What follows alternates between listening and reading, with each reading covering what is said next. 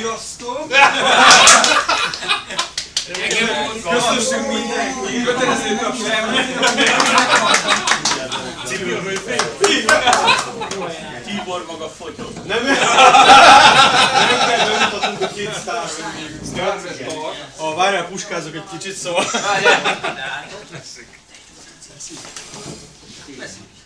Kopesz és Unreal fognak nekünk előadást tartani a demo scene mindennapjairól, jelenéről, múltjáról és jövőjéről. Pontos téma nincs. Nagyon jól felvezetted. Na akkor remélem, hogy elér a hangunk odáig ott hátul is. Nem fog. Hát az ablakot be Vagy lehet csukni. kiabálunk erőteljesen. Vigyázz a kamerát, rúg fel. A kamerát. Az igen, de minden mást felrúg. Persze. Ja, túl hideg, a másik is, ja, jó, oké. Na jó van, hát örülünk akkor, hogy itt lehetünk. Köszönjük szépen, Köszönjük szépen a felkonferálást. Igen. Igazából ennek a beszélgetésnek már volt egy előzménye Debrecenben, októberben. A második civis retro számítógép találkozón, a Mélius könyvtárban Debrecenben. Az egy ilyen improvizatív, ilyen demo scene beszélgetés lesz. Ugye mindent fogunk érinteni, ott a partikat, sztorizgatók, kis grafika, egy kis AI-fikázás, tehát minden lesz gyakorlatilag most a mai műsorban, és le fog állni a gépem. Annyit engedjetek meg, hogy Tomcat üdvözöl. Tényleg? Igen, mind a kettőtöket. Köszönjük szépen, hogy meg lett nevezve októberben az Igen. eltűnt projektor ügyében.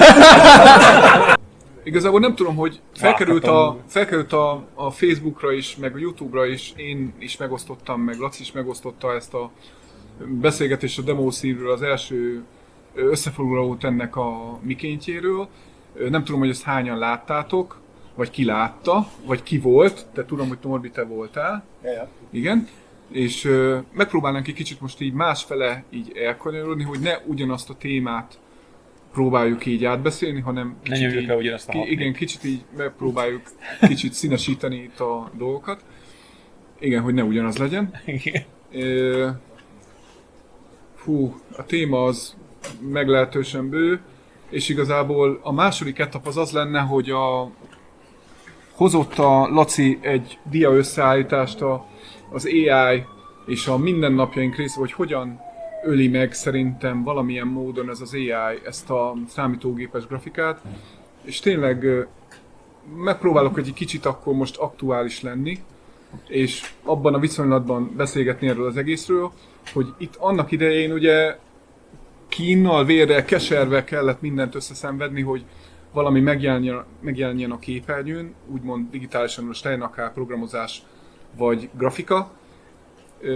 És ez amiről itt 2 órával ezelőtt itt volt egy kis 4-5 emberes beszélgetés, az most így eszembe jutott, hogy beszéltük azt, hogy a fiatalok egyszerűen így elveszik azt a fajta képességet, azt a fajta logikai gondolkodásmódot, amit például TCFS is említett, hogy ilyen robotika, meg ilyen cuccokat így összerak, és tényleg ehhez kellett az, hogy mindent, amit akartunk, azt így, hogyha valamit nem értettünk, azt akkor szétszettük. És jó példa erre, hogy egyszer említettem, hogy ha volt egy elektromos kisautó, akkor szétszettük, megnéztük, hogy működik, és megpróbáltuk azt összeépíteni, vagy esetleg jobbat építeni annál. Na most... Bocsánat. Igen, nyugodtan. Én az első C64-et, amit megkaptam, hát azt úgy kaptam meg, hogy ugye 90-es évek legelején, tehát ilyen 91, nem tudom, akkor kaptam elsőnek 64-et, hát ugye akkor már lehetett kapni a boltba, én még az a generáció vagyok. És azt úgy kaptam meg, hogy a édesanyám és keresztanyám fizetéséből dobták össze. Ugye annyira drága volt, akkor is volt 25 000 forint egy C64C, egy kazetta, 2 joystick, meg egy magnó, az volt ilyen 25 000 körül, ilyen a helyi boltban, tehát a helyi kisvárosban lehetett kapni már akkor Commodore 64-et, és akkor is annyiba került, mint egy dolgozónak több havi mondjuk azt, hogy fél éves fizetése, hogyha akkor nem kb. Olyan voltál 2000 forint volt egy havi fizetés, vagy nem tudom. 3-4, attól Két-három függ. Tehát a statisztika szerint ilyen 3-4 ezer forint körül volt. Hát ha jobban voltál a TSL-nek. Hát igen, ha TSL-nökben jó voltál, igen. Tehát nagyon kevés pénz volt. És iszonyatos. És az volt a lényeg, hogy olyan lényeket ki akartam hozni, hogy gyakorlatilag megkaptam, és első dolgom az volt, hogy szétszettem a gépet, kitudtam a házat, hogy hogy ez igaz-e? Hogy ez mi ez? Tehát, hogy ez... Tehát be voltam szarva, hogy most működni fog, ha összerakom, de tehát, hogy nem nyúkáltam bele annyit. Úgy tudom, már volt 10 évesen, de azért megvolt az, hogy meg ha összerakom és szar lesz, akkor faszom, mert... Utána a szüleidnek, hogy fogsz Hogy beszélni fogok arról, hogy ütni. nem leszarják, nem kapsz másikat. Tehát... Na ennyit akartam csak. Igen. Na most picit akkor visszakanyarodva, tényleg, hogy ez mindennek így az alapjait megpróbáltuk így megnézni.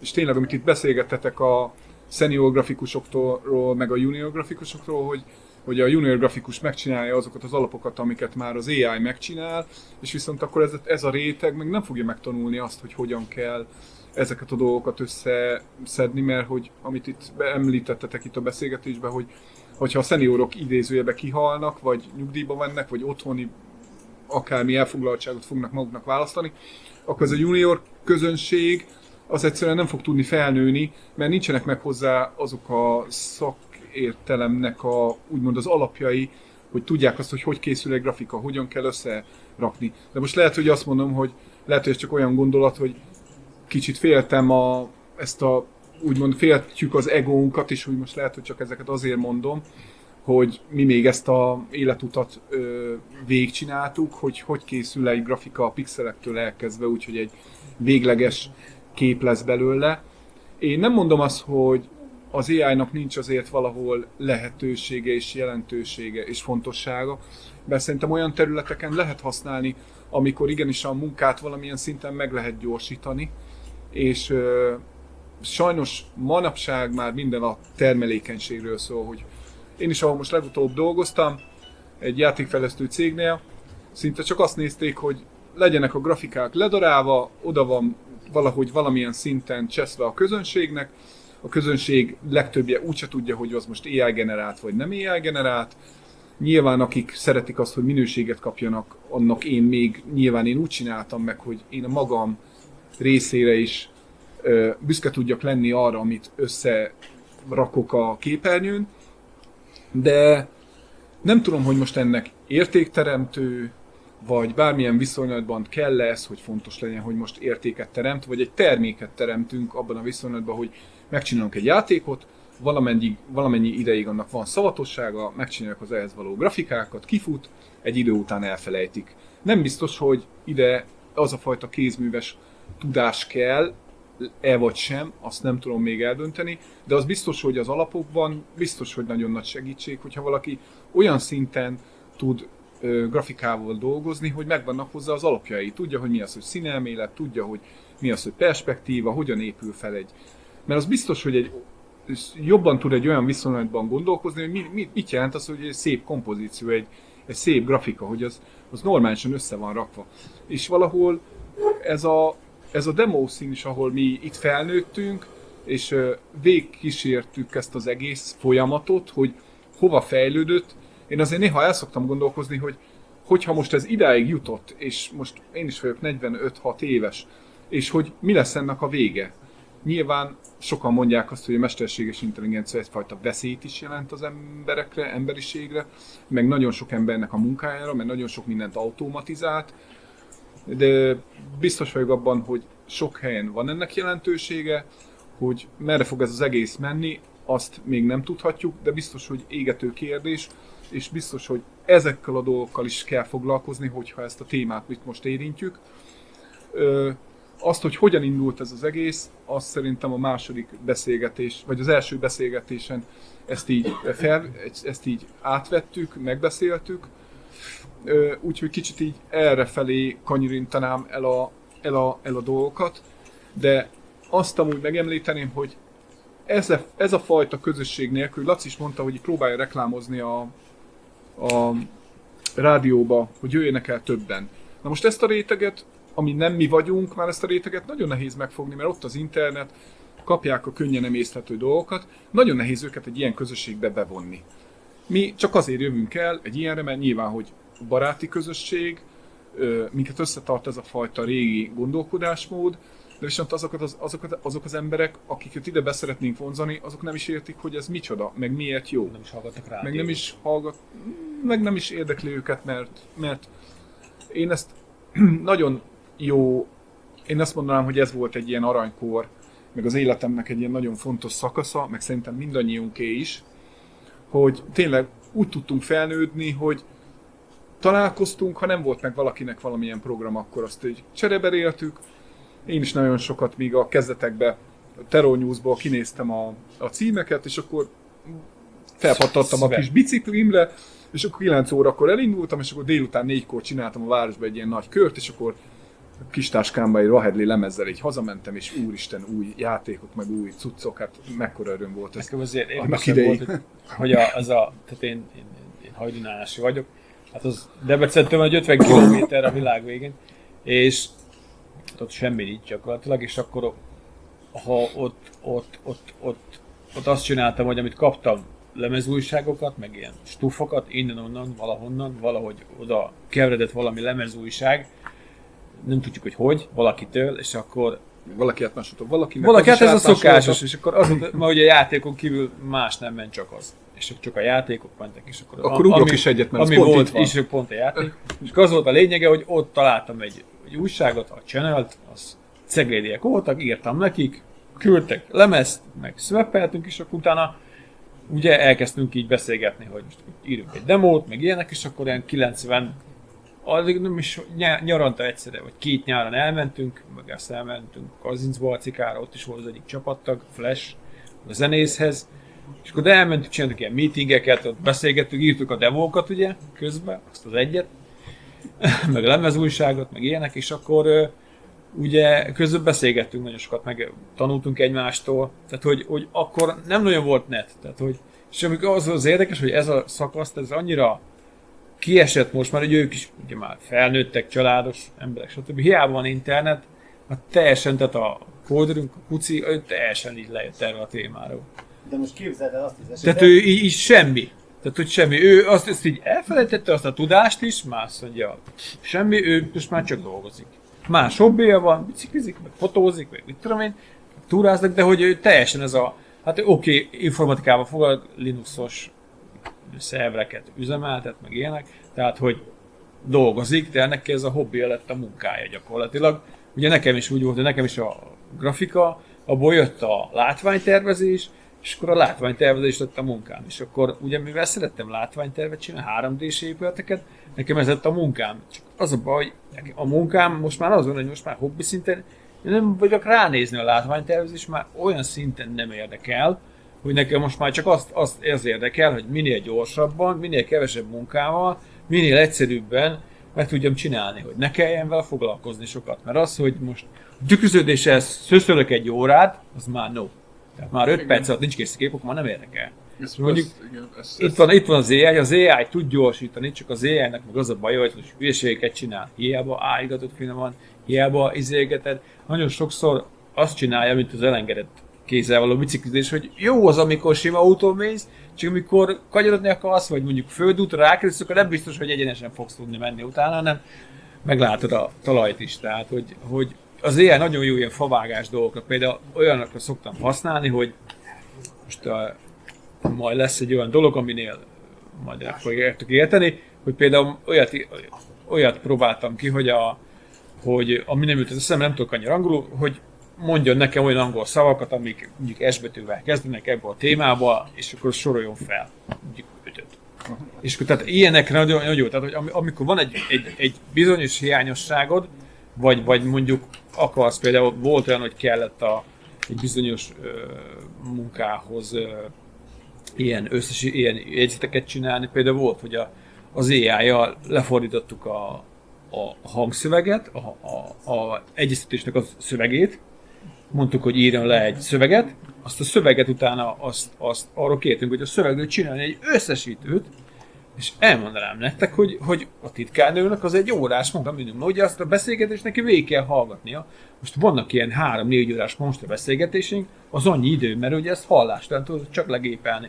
És akkor ő fogta, leírta, hogy oké, ki kell javítani, pár dolgot, akkor vissza kell hallgatni. A korrigálás az nem több 10 percnél.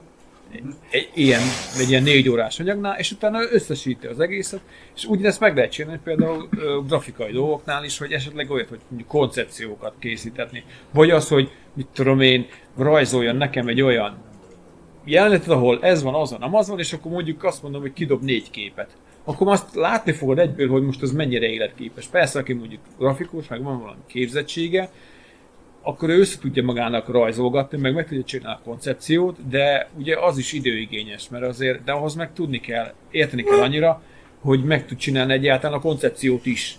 Mert hogy ugye az ES olyat csinál, hogy nagyjából jó. Tehát, hogy ő tudja a szabályokat, meg majdnem mindent össze van tanítgatva, ő tudja ezeket a szabályokat. Tehát az átlag ember számára ez egy nagyon jó dolog. Akkor van probléma, hogyha te akarsz valamit, és nagyon sokszor futok ebbe bele, hogy megkértem arra, hogy itt rajzol nekem egy ilyen grafikát, most tök mindegy, nem használom igazából, csak hogy csak kíváncsi voltam, hogy meg tudja azt csinálni, amit én kérek tőle. És ugyanazt beértem neki 5-ször egymás után, és mindig más képet dobott fel. Hiába értem neki utána azt, hogy pontosítottam, hogy ne menj el, nem kell rá nyuszi, meg nem kell mindig berakott valami baromságot, ami ilyen jobban néz ki tőle, ilyen töltelék dolgokat. És akkor ennek az a baja, hogy igazából nem tudod azt csinálni, amit te szeretnél, hanem az AI elkezd így feltölteni ilyen bullshit arttal magyarán, hogy így nevezik ezt a dolgot, ilyen kamu ötletekkel, vagy kamu dolgokkal, amik úgy jól néz ki, de te nem ezt akarod. Tehát a finomításra megy el rengeteg idő. Hogyha tényleg az AI akarsz generáltatni valamit, akkor nagyon sok idő megy el arra, hogy azt őt tanítgatod, meg megmondod neki, hogy nyisd ki az ajtót, de jobb kézzel nyisd ki, meg így nyisd ki, meg úgy nyisd ki. Tehát, hogy nehezebb egy kicsit. A favágásban, meg ezekben az ismétlő dolgok például is, hogy például egy audiót lefordítani, vagy összesíteni, meg rengeteg mindenre jó az AI, csak a kreatív munkát, a kreatív alkotási részét nem szabad egy egybe arra ráültetni. Nagyon sokan, erről fogok később beszélni. Érintsük ezt, vagy vágjunk vele? Persze. Kreatív témával. Ja, igen. Ha te már alkottál valamit, tehát van egy kreatív terméked, én például elég jó sikerességi rátával használom, például kész zeneműveknél, ha azt szeretném, hogy bizonyos sávokat szeretnék belőle kidobálni. Éneket akarok kidobni belőle, basszusszólót, dobokat, stb. Például a későbbi tanulást ez nagyban meg tudja könnyíteni, hogyha azt mondod, hogy adott sávot ki tudsz belőle emelni, és ki milyen hangszeren vagy minek akármi meg akar tanulni, akkor ez egy nagyon jó tanulási folyamat, hogy ki tudsz belőle akár teljes szekvenciák vagy teljes sávokat szeretnél válogatni az audióba. Tehát arra nagyon jó, hogy egy kész műből, egy kész kreatív termékből egy meglévő dologból elvegyünk. Ja, igen, elvenni. A hozzáadással már vannak bajok, mert bizonyára már mindannyian generáltatok AI-ra a zenét. Hát a semmiből létrehozni. Ugyanazt a 4/4-es, akármilyen pentaton skálás, szűk, maximum 3 vagy 4 akkordos valamit fogja kidobni, mert tudja, hogy ez a tömegtermék, erre van megtanítva, neked nem fog. Én még rendes smooth jazz nem hallottam belőle. Olyat, ami túl megy a pentaton skálán, nem hallottam belőle. Olyat, hogy rendes szólót írjon, nem tudok belőle. Tehát olyat, amire azt mondom, hogy nem ez köszön vissza az összes 3+2 slágerből, nincs. Metál se tud írni. Igen, a metálból is azt írja meg, ami a belépő szintje. Hát nem készítettem még, de ha kifejezetten úgy paraméterezett, hogy lépjen úgy, hogy ne is legyen akkor is, mert ugye tud ilyet, hogy megkéred, az mégsem úgy csinálja. Hát a limitjeit eléri. eléri. Kéred. Please. Eleve nincs benne azok az ő tudásában. Ahogy mondtad, hogy a favágó munkára tökéletes. Tehát arra, hogy amit tényleg így zsigerből az ember copy-paste-tel nyomogat, arra tökéletes. Kurva jó. Bocsánat, én nagyon szeretem, mert Annál tényleg több, annál többre is jó. sok mindenre jó, tehát lehet, nagyon sok mindenre lehet. szintre, meg nem arra De az favágás. Jó, de akkor ha tömegigényt akarunk kielégíteni, akkor meg megint ott vagyunk, miért gyártjuk a szemetet? Igen. Mert ugyanott vagy vele, hogy egy N+1 valami nem lesz, készterméket akarsz vele csinálni, igen. hanem a munka folyamatodban használod. Hát Csak eszközként. valamikor a tanulási folyamatot ez nehezíti meg. Igen. Tudod, hogy nincsenek meg azok az alapok, amikor építkezünk, hanem ott van, hogy jaj, akkor felmegyünk a netre, azt letöltjük a forráskódot. Igen. Tehát, de akkor még nem tanulod meg, hogy az miért jó. Igen, az, hogy eszközként kell tekinteni rá. Tehát nagyon sokan azt a hibát elkövetik, hogy az AI-t megoldásként használják, nem pedig eszközként. Tehát az, hogy ugye generálj nekem zenét, ír nekem szöveget, stb. Tehát én amikor egy egyeztetés mondjuk azt mondom, hogy fordítsa le, szedje kiből a szöveget, és azt nekem transzkriptálja le, azt hiszem ez a helyes szó, fordítsa, írja ki, akkor az én, nekem örülök, mert megspórol több órát. Nem kell meghallgatom, ami hiba van, azt mondom, hogy akkor figyelj, javítom, és akkor ennyi. És akkor már órákat spórolt nekem, de hogyha azt mondom neki, hogy vezényelj le egy ilyen egyeztetést, nem tudja levezényelni, mert tudja, mit kell kérdezni. Tehát, hogy nem a teljes megoldás. Tehát az lényeg, szerintem az AI, az összes AI eszköznek, hogy az átlag embereknek a legtöbb problémája az, hogy ők úgy tekintenek rá, és ez van így hype-olva a tévében, nagy piros fejek, hogy az AI elveszi a munkákat. Megváltozott munkaképességeknek például isteni egy felolvasó. Ha megnézzük, hogy milyen megoldások voltak rá a 90-es, 2000-es, 2010-es években, nem voltak olyan hajda, hogy megtanult végül is hangsúlyozni. Jó, nem hiszük el neki, hogy valójában ez a töltött káposzta receptje, amit felolvas. De most például jó. De arra például tökéletes tényleg, hogy az oktatások bizonyos szegmensét, vagy az emberekkel való kapcsolat lefedi. Nem kell elvárni azt, hogy majd a filmeket most már az AI fogja szinkronizálni, mert mindegyik szar lesz. Igen. Mert kipróbálták azt, a VR-osok próbálták ki azt, hogy a film jelenteket kipróbálták azt, hogy egyik másik ember hangjával lefordították. És jó, oké, vicces, de nem annyira értékelhető. Tehát, hogy az sose lesz művészi szintű megoldás. Mert vannak határai, hogy a hangsúlyozás, hogy beszélsz, milyen érzelmeket adsz át. Egy felolvasógépnek tökéletes. De az, hogy milyen érzelmeket generálsz egy akármilyen beszéddel, azt nem fogja, lehet, hogy már egyszer el fogja érni, lehet olyan szinten be lehet majd tanítani, de én azt mondom, hogy mindig szkeptikus vagyok ebben a részében. Félek, hogy akkor is az is csak egy minta lesz. Igen. Valakinek egy kézlenyomata, de nem lesz attól még kreatív. Tehát nem lesz eredeti. Volt, utána már csak követői voltak, hogy akik éppen másolták kisebb-nagyobb sikerre. De erről szerintem pont Unreal beszélni, hogy grafikai megvalósításban milyen az AI. Megmondom őszintén nektek, hogy nekem így, ahogy így beszélgettetek, így totál így az jutott eszembe, hogy erről lehetne egy külön részt csinálni, hogy én például hogyan készítek egy grafikát, a két öreg szeretnék és tudni a hogyan... Muppet Show-ból, akik és akkor lehetne, hogy mert hogyha irányítottan használod, akkor igenis teljesen azt csinálja, amit te akarsz. És ezt egyébként egy munkafolyamaton szerintem simán be tudnám mutatni. Hát betanítod neki, hogyan hogy működik. mit kész. Nem, betanítatni se kell. Nem kell.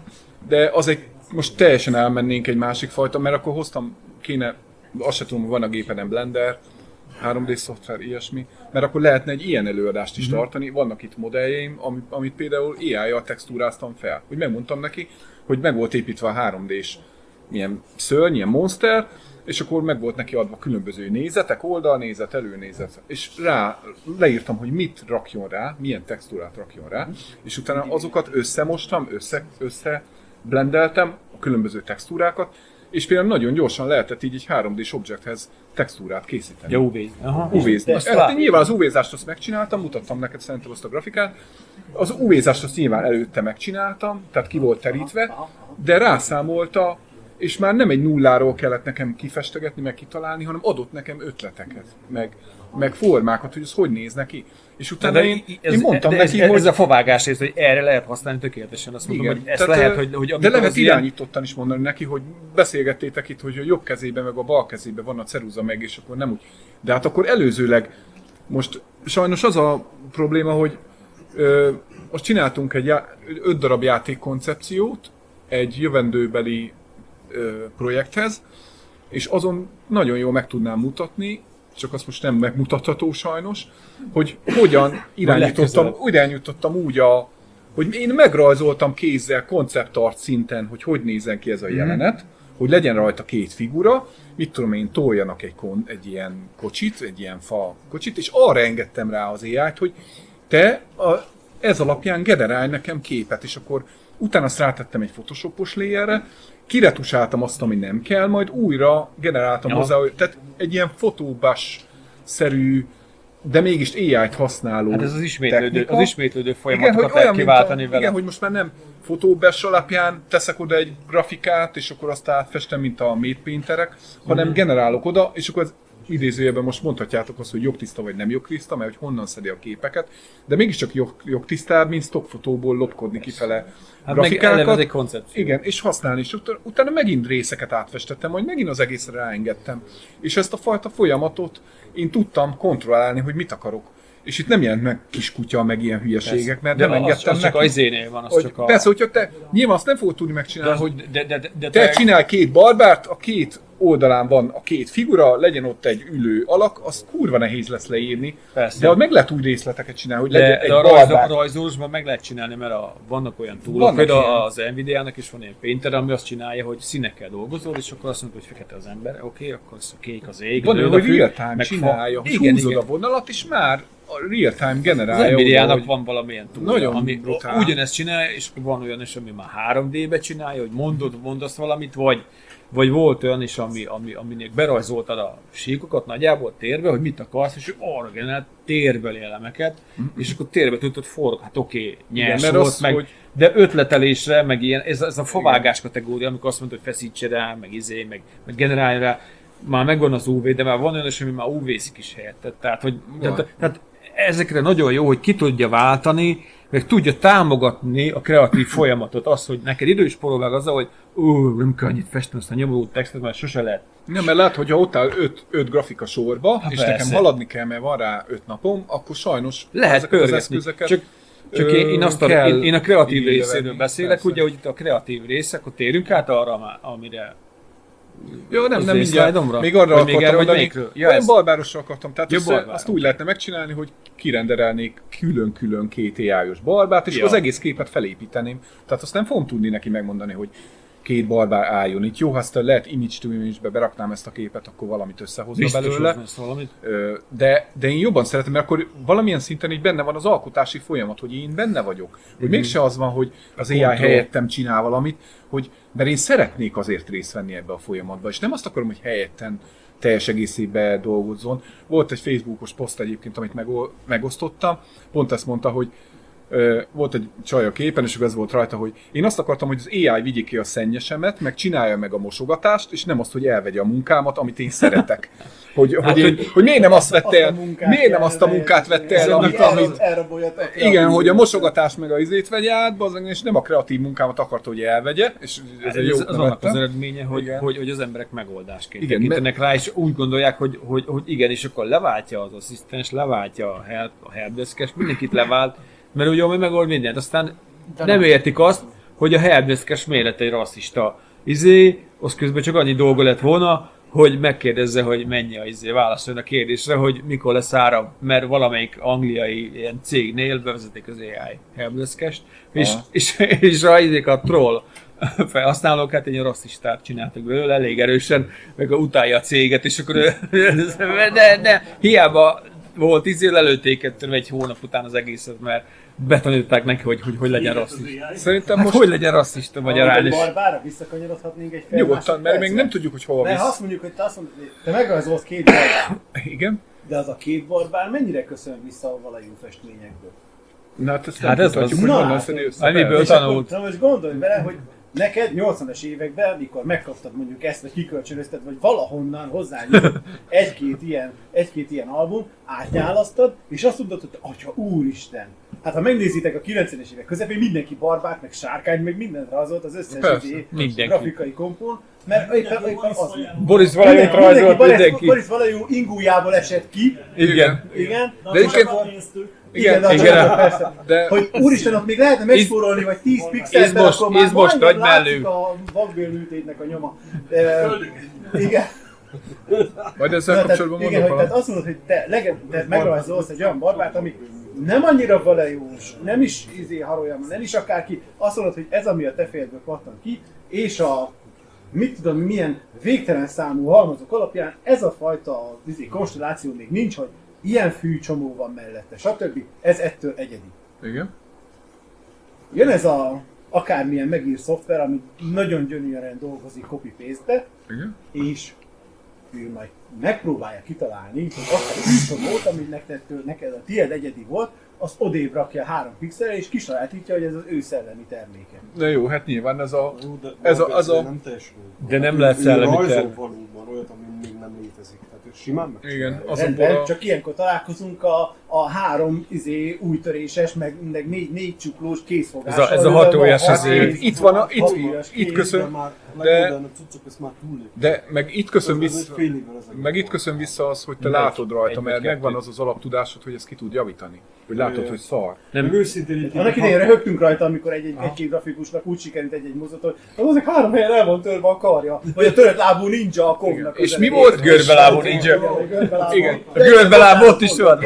Jó, oké, és akkor ez mire vitt rá? Arra, hogy megtanuld az anatómiát. Tehát rá voltál kényszerítve Igen. arra, hogy te megtanuld, vagyis szintetizáld azt, amit ott látsz 2 dimenzióba, vagyis a 3 dimenziós képet elő tud állítani 2 dimenzióba. Tehát le tud tapogatni azt a formát, amit te látsz, és azt le tud oda rajzolni. Hát ennek volt de most már nem is tudom, hogy most kell-e, vagy nem kell ezt a generációt, úgyse tudod rávenni bizonyos dolgokra, hogyha nem, akkor mindenki a saját maga kárán fog tanulni, mert nyilván, hogy bennünk van az, hogy ne lustuljunk el, és akkor valamilyen szinten még az ember belerajzolgat, meg rajzol hozzá, hogy megtartsa ezt a fajta szellemiséget, de ha ott van az, hogy van egy megrendelő, kell x nap múlva valami, nincs időd bazd meg arra, hogy te nekiállj és rajzolj egy barbát nullából, mert nem is fizetik meg.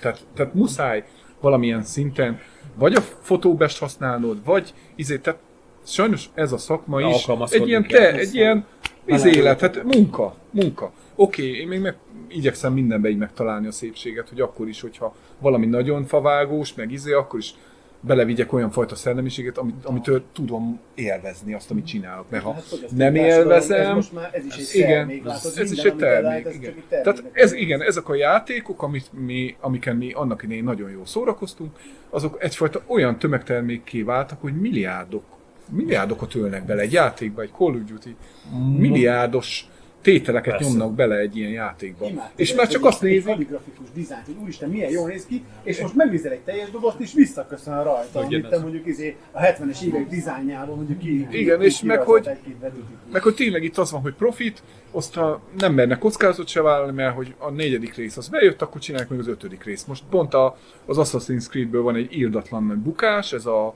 Assassin's Creed Shadow-nak mert ugye már belevisznek ilyen LMBTQ-s idiótaságokat, és már az embereknek Fekete ninja. már hánynak tőle. Fekete szamuráj, Ja, bocsánat. fekete szamuráj. Igen, hogy már Fekete nem lehet az szamuráj. embereknek a torkán lenyomni ezeket a szarokat. Na, de Pedig nem volt akarok fekete erre. szamuráj. Nem tudom, hogy volt-e. Na mindegy. Vannak a keresztül gyalogolsz a tűzből, ezt hogy Nem, a Igen. a Hát ez a történetben volt Wolfgang egy olyan, igen, hogy nem igazából vétikus csak nem volt, ilyen. szar. Meg a drag queen-es Elvileg valami. volt. Ő mibe kért a fizetséget, gyapodban? De elvileg ez igaz volt, hogy Felejtsétek el a PC-t, az itt nem létezik. visszaigazolták, hogy volt egy ilyen, hogy volt. De hát, hogy az most... Az a baj, hogy most már tényleg azt az időket éljük, hogy mindenbe bele lehet kötni, és sajnos ezzel olyan szinten kinyírják Meg a játékosok igény is megnőtt. a kreatív, nagyon nagyra. igazából a lehetőséget, meg a kreativitás részét olyan szinten kiherélik ezzel, hogy most mindenki érzékeny mindenre, meg Ezek a srácok Sensitive. egyébként érzékenyek voltak valamire? Semmire. Arra, hogy nincs pizza. Igen. az egyes sportra. Nem volt ennyi pizzeria akkor. Meg hogy nem volt elég játék, plusz 4. Igen. Arra voltak. De Arra kb. voltunk. De kb. egyetlen egy ellenség Nem, az volt, Csabiék. a deadline. Hogy addigra adjátok le a produktumot és kész. De Jaj, semmilyen bocsánat. más. Nem volt az, hogy te most cigány vagy, te néger vagy, te kínai vagy, kurvára nem foglalkoztál vele. Mert nem volt lenyomva a torkodon, hogy te ezzel foglalkozzál. Úgy volt, hogy mindenki bízott a másikban, úgy azt a dolgot szerettük csinálni, azt akkor ott hagytuk a gépeket is, meg mit tudom én, tehát senki nem, mindenki, a bizalom teljes volt, hogy tudtuk, hogy nem lop senki senkitől. Kivéve a projektot. Az, hogy tényleg itt szabadon, tényleg mindenki tudta, hogy egy hullám hosszon vagyunk, akkor ebből Úgy már akartam ebből mondani, nem hogy lett probléma. amit mondtál, Norbi, hogy hogy milyen lesz a barbár, meg milyen lesz a fű. És most volt egy youtuber, egy grafikus, ugye, aki youtuber, és akkor ő csinált egy olyan videót, amiben az arról beszélt, hogy a mostani generáció, akik elkezdenek tanulni grafikát, vagy bármi. Lehet, hogy azért fikázunk, mert öregek vagyunk? Nem is az, hanem az, hogy ugye, hogy a Pinteresten például, hogy a Pinterest nagyon sokan használják. Én végtelenül utálom, mert mindig feltalakszik minden keresésbe, és nem szeretem. A Google-nél is jobban utálom. A Google az legalább azt csinálja, amit kérek. És az a lényeg, hogy ő csinált egy olyat, hogy a Pinterestnél, hogyha rákeresett valamilyen mondjuk egy alakra, egy anatómiájára, bármire, akkor a találatoknak az első 3 vagy 5-be volt egy AI kép. És az a baj ezzel, hogy ha anatómiát tanulsz, és feldob neked egy ilyen izmos embert, akkor olyan izmokat is mutat rajta, amik nincsenek ott. Tehát nem szabadna ott lennie neki, így igazi testépítő szerint, tehát hogy az anatómia rossz a képeken, tehát hogy az AI generált képeken túlságosan egy ideális arcberendezés van, ideális szem, orr, fejforma, stb. Nincsenek. De kamaszként te is behazudtad a csajoknak, hogy van benne csont, attól kemény. Persze, hát hogy nem? Már felszívódott. De hülye. Igen. Ezt majd kivágjuk. Így rakunk egy perces nagy sípalást így. Ebből nem lesz. Úgy igen. Tehát, hogy nem csak, hogy aki ez azért probléma, ugye, hogy aki tanul, és aki mondjuk a neten keres, referenciát keresel, ugye mindig referenciát, sokan összekeverik a referenciát, a másolást, ez nem ugyanaz. Tehát, hogy egy referenciát keresel, hogy az arra szól, hogy keresel mondjuk egy olyan képet, ahol van egy izmos testépítő, akármilyen, mondjuk egy olyan pózon, ami neked megfelel, amit te akarsz majd rajzolni a te karakteredhez. És hogyha az AI dob neked egy olyan keresést a Pinterest, mert Pinteresten nincs szűrve az, hogy AI grafika, vagy nem. Például az Adobe azt nem a Shutterstock, azt tudja meg, az ilyen, van bizonyos stock oldalakon már fent van az, hogy AI generált, nem AI generált, stb. Lehet szűrni. Itt a Pinteresten no, és akkor ez probléma az, hogy aki rosszul tanul meg egy anatómiát, amit ugye, tehát lehet, hogy azt, hogy ez egy jó, mondjuk az izom csoport, de közben meg nem, akkor lehet azért fog elhasalni, mert ugye az AI rosszat tanított neki. És nem tudta, hogy az AI, tehát nincs meg a szűrési lehetőség se. És azért nagyon sokan például, többek között én is nem használom a Pinterestet, mert baromságokat dob fel. Tehát, hogy olyan dolgokat dob fel, ami egyrészt nem a hivatalos oldalra mutat, hanem egy gyűjtői oldalra, egy blogra, egy akármire. A Google Image Search például azt csinálja, hogy az megmutatja neked az igazi forrást kikeresi, vagy van TinyAI, meg ezek, meg Yandex, azt hiszem Yandexnek is van egy csomó ilyen kereső, amik a képeket visszakeresi, hogy mi a forrás. És hát nagyon érdekes dolgokra lehet találni, erre majd tudunk beszélni. Hát majd. az ilyenek is akkor megfelelő repozitorit kéne megadni, vagy megváltod a megfelelő kivételeket. Azt, hogy jelölni kéne. Ezt akkor nem veszi továbbiakban mintának. Jelölni kéne azt, hogy mi az, ami AI. És az a baj, hogy most erre az izére, az ilyen, vannak ilyen most már ilyen AI detektor, ilyen programok, ilyen böngészővel lehet keresni, vannak ilyen szolgáltatások, amiknél ott is vannak hülyeségek, például, hogy néztük, hogy mi az a kép, ami AI lehet, mi az, ami nem AI, és például amelyik kép például egy az egyben pixel volt arra is rámondta azt, hogy mit tudom én, 75%-os rátával, hogy az AI, de közben nem az, de ami viszont... Lehet, hogy ezekből a behazudott textúrákból ismeri fel, hogy hát ez nem tudjuk, hogy... hát, vagy a detail kavarja össze, főleg a pixeles grafikáknál van az, hogy sok téved még bizonyos dolgokban, de például ilyen amigás képeknél, amiről tudtuk, hogy AI, mert tudtuk, hogy az, mert egyértelmű, hogy az volt, azoknál hiába volt gyönyörűen kiditerelve kézzel, kirészletezve, akkor is rávágta, hogy az AI-ból indult ki. Szerintem a színekkel van a baj.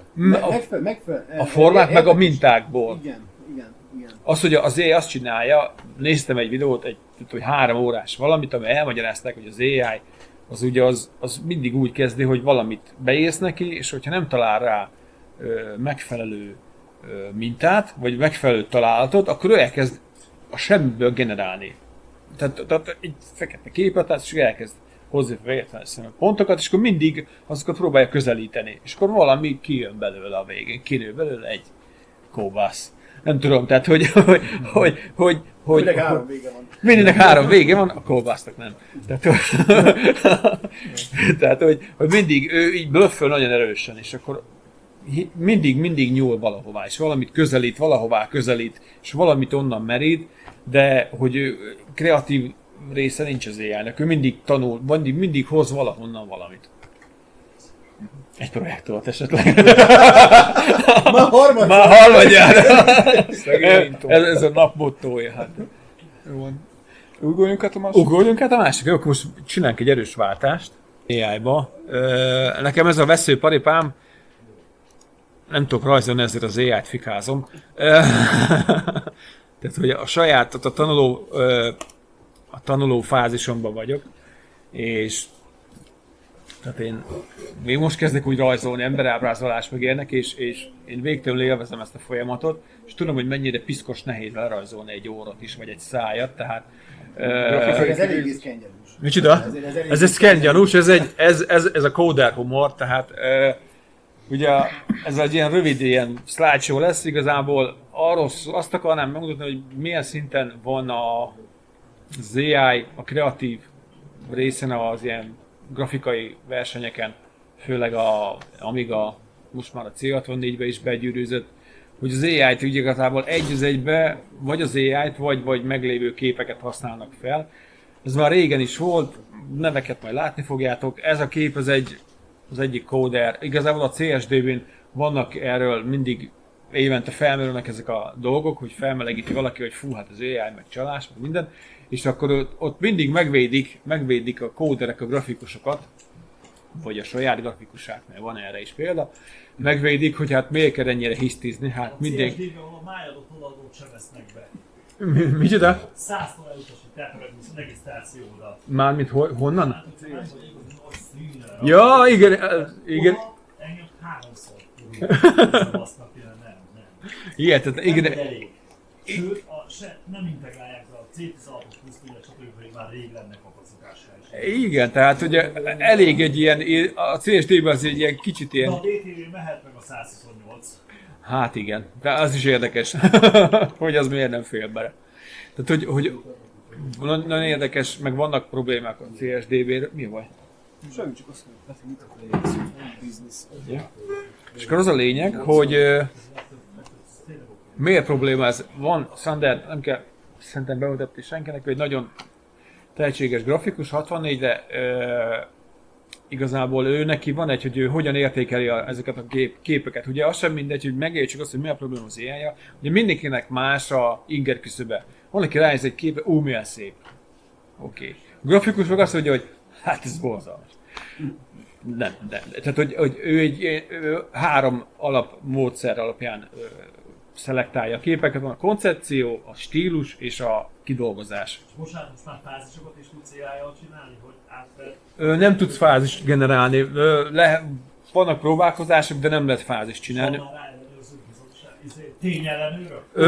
Hát igazából előzsűrizést kiabálják sokan, majd erről is lesz szó, ide is el fogunk jutni. Tehát a probléma ezzel az, hogy ugye, ha egy AI generált kép, vagy egy AI generált képen alapuló kép nyert, vagy egy másoláson alapuló kép nyer, az a probléma, hogy az első helyet, az első 3 hely, ugye igazából az számít minden versenyben.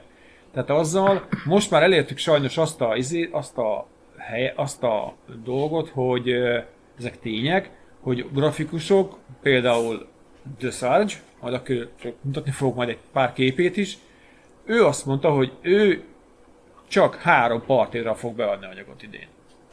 Csak 3 partira. Van, aki azt mondta, hogy 1 partin fogok indulni, mert ott tudom, hogy mi van. Tehát, hogy ott tudják, hogy ott a zsűrizés, meg az előszűrés az olyan, hogy tényleg kiszűrik azt, hogy akik másolnak, vagy generált kép alapján dolgoznak. És akkor itt vannak a példák erre az értékelésre, hogy most mit tudom én, ez a kép, látszik, hogy nagyon szépen meg van csinálva, jó a koncepció, jó a stílus, jó szépen van kidolgozva. A következő, ez egy szép kép. Erre mondják azt, hogy ez egy szép kép. Ez egy közepes kép. Synthwave. Micsoda? Synthwave. Synthwave, igen. Ez egy közepes kép, sablonos. Pálmafág, ugrik a delfin a vízből, azt csá. Ez a édeskés ilyen... Bocsi, hagyd kérdezem meg bele. Igen? Most itt gyakorlatilag a képnek a vizuális értékét pontosan? Nem, hogy a koncepcióilag, mert csak egy koncepció, sima delfin, nincs ötlet benne. Mi- De amúgy a kép Az kidolgozása szép. értékelés rendszer, az, hogy te mi alapján értékelsz a képet. Oké, tehát ez ilyen általános értékelés. Tehát, hogy nem most itt függetlenül az AI. Mindegy, hogy AI vagy nem, eleve Ő az, hogy csak ránézel egy képre. Hogy ő ez alapján értékelő. Ebből a 3 értékkel dolgozik. De azért ebben vannak Várj, akkor mondom Persze. zenészen, ez egy 4/4, de seprű dobot is használsz. Igen. Jó? És akkor itt az utolsó, ez meg a fos, amikor egy konvertált kép van, itt van benne, nincs semmi, ott van egy kép, ami valakié volt, tehát nem a tiéd. De igazából ez a lényege. És akkor itt van az, hogy miért gond az AI generál kép. Ez Facetnek, aki a Genesis Project, meg mindenféle csapatban benne van, ő egy elég híres grafikus. Ez mind facetes kép? Ez mind facetes képnek, az a 2024-es, nem tudom mikortól, novemberi, ezek mind 1 hónap alatt készített 4 képet, lehet 5-öt is, az nem tudom, ez szeptemberi, nem tudom, de ez csak egy kocka, tehát a c64gfx.com-on van, másodra majd meg tudom mutatni egy böngészőbe azt, hogy most milyen képek vannak, tehát ez a uniformizálásnak hívják ezt a dolgot, meg ilyen, tehát ő amit csinál, ez a pacsmagolás, tehát ez az a jobb felső kép, Termelés.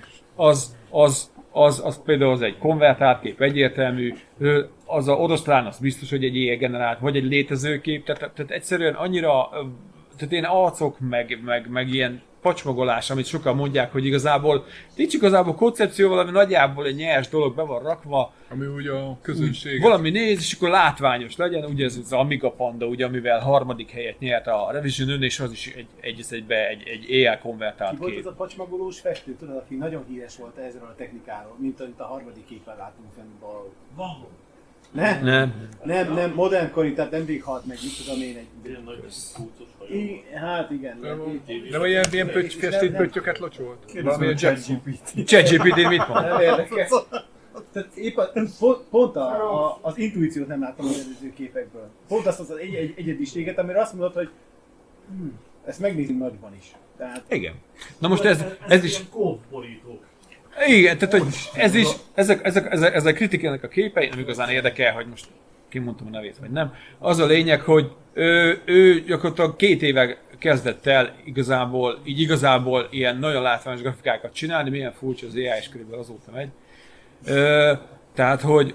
ezek a lábjegyzetek annyira jó, hogy még beszúrnék egyet ide a 3-as borddal. És egy picit úgy 120 fokban még csavarokat. Tudom, hogy fáj a levágott lába, de azt még több függ be. Tehát az, hogy látványosan, már feltűnően a pixelezés, tehát ő egy az egybe egy nyilvános Facebook oldalon nyilvánosan egy az egybe bevallotta azt, hogy ő AI-jal dolgozik, AI csinálja a koncepciót, AI csinálja a képeket, az összedolgozás, ő igazából csak átdolgozza. Ő nem, egy az egyben leírta, ő nem használ hagyományos technikát, az, hogy kézzel megrajzolja a koncepciót, kitalálja ezek, hanem Photoshopba, haladó technika Photoshopba, de azt legtöbbször AI-jal generáltatja a koncepciót is, meg a bizonyos alakzatokat. És akkor most ez a lényeg, hogy ugye a képeket most elemezzük ki, ugye mindenkinek más az ingyen küszöbbe. A bal felső, mi ez? Klasszikus, ott van egy sárkány, meg ott van egy pika, ellentétek, tiszta tűz, minden, igazából semmit nem mond a kép. Ez megint van egy alien, van egy ilyen idegen, hát van egy ilyen szörny, valahonnan van. Independence Day-es alien, hát szinte Tehát ez is ugyanaz, ez is így valami megy, ez egy halmozás, tehát itt ez semmiről se szól, ez meg egy ugyanez ott, tehát hogy igazából nem igazán van az, hogy nem látod mögötte igazából a zsenialitást a képbe, igazából a stílus se látod, nincs stílusa, az, hogy valaki jó pixelez, meg jól tudja rakosgatni a pixeleket úgy, hogy valami jó lesz a vége, az nagyon kevés, mert a képnek ugye nem a pixel adja a lényegét, hanem az, hogy a pixel fejezed ki a te tehetségre. Tehát van benne kompozíció, van benne a stílusod, tehát ez a kép, ez egy 2 perces konvertálás. Az egy AI kép, azt mondtam neki, hogy rakjál bele egy túrázó nyulat, meg vegyen le rajta szarvas, meg menjen le a nap ott a jobb oldalt, meg az meg egy... Miért kell minden egyes naplementéhez madár? Hát nem tudom. Magyarázd meg nekem, Mert jól néz ki. Mert jól néz ki, igen, itt aki... Várjál, ja, és akkor még a balkezes, az, amit beszéltünk, kértek hogy legyen 10 darab óra a képen. És mind a 10 darab órának tudod mi volt a problémája? Nem jó volt a mutató. Mindegyiken 10 óra 10 perc volt. Pontosan azért, mert az a szabvány. legfelszín, az néz ki. Az a standard. Igen. 10 óra 10, mindenhol Azt ugye... mondod, hogy 6 óra 52 perccel szeretnéd, hogy úgy járnak a mutatók, Nem, akkor 10-10. ott meg erről nincsen fotó. Ez olyan, mint a gyógyszerben, hogy mindenben 28 szám van, mert minden februárban csomagolnak. Hatházi Laci mondta, tehát az ő poénja. Hát mindent februárban csak. Ez az én képem, ebben 25 óra van, gagyi is, béna is, de azt mondom, hogy az enyém. Ez csak egy 10 fázis, tehát van egy teljes timelapse videó, tehát ugye ott a felső, a hülyeség, ott van az, és ugye az AI generál képek, és mindjárt rátérünk a következő fázisra, ez a... Egyébként hiányoltam a bal felső képről az óvónéninek az aláírását. Igen. Egyébként. Hát az úgy is készült az a skic, hogy ez valami. Ezt most nem fogjuk végignézni, ez egy... Hagyjad nyugodtan. Ez egy... Hagyjad, beszélünk addig. Ez egy... Akkor Hagyjad, elindítom, hagyjad. akkor berakjuk teljes képen. 2 perc, ez nem egy hosszú. Na, videó. Nem tudod kirakni. Én is csak De mindegy, indítjuk el. Hagyjad, jó, az így. Az a lényeg, hogy ez Srácsnak ő felveszi az összes képét most már az utóbbi pár évben. Neki is volt olyan képe például, ami egy ilyen másolat volt, tehát hogy ő egy képet átmásolt. Csak ugye, hogy egy tipikus, ő megrajzolja, ami miatt nagyon nehéz hamisítani a timelapse-eket, ugye a fázisokat, hogy ha nézitek a videót, lehet látni, hogy milyen sokat módosít a képen, tehát hogy menet közben, tehát ő, hogy elkezdi, nem csak a pixelezés rögzítjük, nem a pixelezés a lényeg, hanem az, hogy a kép, az mindig változik menet közben, tehát hogyha most azt mondja, hogy most az elején volt egy olyan rész, hogy a dinnyét az kicsit fentébe emelte, nem dinnyi, ez nem tudom, egy tök, hogy fentébb rakta, lentébb, folyamatosan változik a kompozíció, tehát hogy az, hogy mindig változik az arány, tehát hogy ő azért zseniális szinten csinálja, nincs témája, én odarakok valamit, azt akkor etettem a népet gyakorlatilag, az, hogy Amiga, meg Criticír is egy amigás képet adott be egy végtelenül gagya amigás ilyen nem is tudom milyen ilyen kiskegyer képes lapot adott be, hogy ami volt egy üzletember, egy ilyen egy öltönyben, volt a kezében egy Amiga, és összes amigás rászámozott. Bazd meg! Ők faszet ugyanezt csinált a Revisionen, egy pandát berakott, ami mellett ott volt egy Amiga labda. Minden amigás, Amiga, persze, hogy harmadik lett, hát, és sokkal jobb képek végeztek mögött, tehát ez a probléma az AI-os ilyen trükközésekkel, hogy na hát így születik egy kép, hogy folyamatosan változtatja. Vagy akkor, várjatok, mindjárt kikattintunk, következő dia. Faszom. Nyomkodtam az F11-nek, azt nem reagált. Tehát nézzétek a képet, ez a lényeg, ez Criticalnek egy timelapse, amit bead a versenyekre. Szinte mindegyik ilyen. Nézzétek meg a képet, hogy nem változik a végső kép, meg a kezdeti kép között szinte nagyon minimálisan. A főszőny semmennyire se változik, minden ugyanaz. De az, hogy nem változik a kép, tehát nem változik fontos elemek, tehát hogy egyből jó a kompozíció, tehát egyből jó a pozíciója a szőnynek, egyből jó minden, a nézése, a járása, minden, ez annyira adja. Tehát, hogy a csípője, igen, tehát, hogy igazából itt ami tudáson berakva, az, hogy pixelez. Az, hogy így ilyen kis csip pixeleket csinál. Egyébként észrevettétek már, hogy mennyire fél a maga az AI által generált kép a sima felületektől? A tükröződőtől. Meg hogy mennyire kerülnek bele, tehát most is ezeket a particle effektek, azok a pöttyök, azok a csigák, amiket annak idején Warpig annyira értett hozzá, meg biztos emlékeztek még a Monkey Island 3. részére a felhőkre, hogy milyen jól meg voltak tekerve, milyen marha jól nézek, de ezek például borzasztóan félnek az ilyen tényleg olyan sima Nem tükröződő felületektől. Ez például Joe-nak az egyik képe, lehet látni, hogy ő például újra rajzolta a képet Ja, azért néztem, hogy a negyedétől, mert hogy nem tetszett neki az a koncept, és elkezdte csinálni egy másra. Lehet látni, hogy mennyire sokat változik a kép menet közben. Tehát, hogy arányok is az változnak. arányok változnak, finomítgatja folyamatosan. Hát a méretek megért, tehát az a kompozíció is változik ezúttal. Tehát, hogy ez az igazi timelapse, amikor látod azt, hogy a kép hogy készül. Nem az a timelapse, amikor, és mutatom a következőt, itt van ez a Facetnek az egyik, ez egy győztes képe például, az a nyertes kép, ez a timelapse. Most figyelj, visszalépek egyet, csak hogy lássátok, ja, hogy majd mindjárt ismétli. Neki a kontúr egyből megjelenik, és gyakorlatilag az a lila lesz majd a legelején, hogy egyből megjelenik a kontúr, jól, és nem változik utána semmit. Tehát, hogy ezt hívják kamu fake ilyen stage, nem is tudom minek, fake munkafázisnak, mert egyszerűen nem a valóságot, nem azt mutatja, hogy te hogy alakítottad ki ezt a jelenetet. Majd mutogatok itt. Ja, majd menjünk arra is. De egyébként pont te tudnál ezért a Most szabad akarok. kézirajzokról, Itt meg van, a itt van. festőknek, Majd akkor Itt van, hogy itt van. Hogy működik. Mert pont Persze. ezen gondolkoztunk az elején, hogy akkor mutogatok ilyeneket. Igen. Ez az én egyik ilyen képem, ez a videóton, ezt TVC-re rajzoltam, mert kellett a pénz. De miért kellett a Monkey Islandnek a Mojo kévét lenyúlni? Milyen mocsor? Az a barlang? Aha, Az a koponya? igen. Ja, igen, az? igen, Az onnan igen. van? Nem, meg abban van egy Van ideje, benne abban valami. is. Ja. Kettőben, hogy behajózol. Jaj, de az egy másfajta Valami koponya. barlangszerűség. Ez egy, de a koponya, az a koponya barlang, persze, de csak jó ez volt, egy, az a magazinban volt. ez egy másfajta koponya, de hasonló, csak hogy ez egy másfajta. És néztük, hogy milyen fasza.